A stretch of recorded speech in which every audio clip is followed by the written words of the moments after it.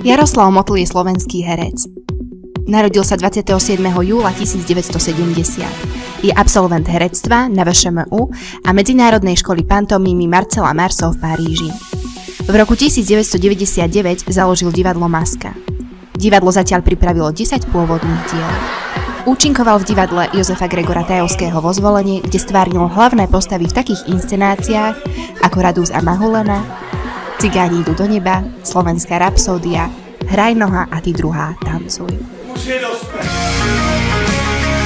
Zahral si aj v mnohých slovenských seriáloch, ako napríklad Ordinácia v Ružovej záhrade, Horúca krv, Ako som prežil, Nevinný či Odsúdené. Dá sa. A už som to poupratoval, takže... Ináč ráno som si dal 1 kávu, minerálku a 2 keksy. Tak ak ti to nevadí? Nie, to je v pohode.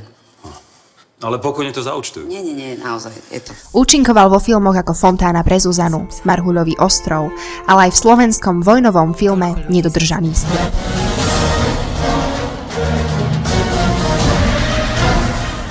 V súčasnosti sa venuje aj tvorbe vlastných filmov.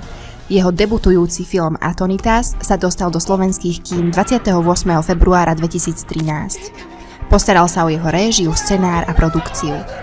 Jeho ďalším filmom by mala byť romantická komédia Motýle v bruchu, ktorá by sa mala do slovenských kín dostať v zime 2014.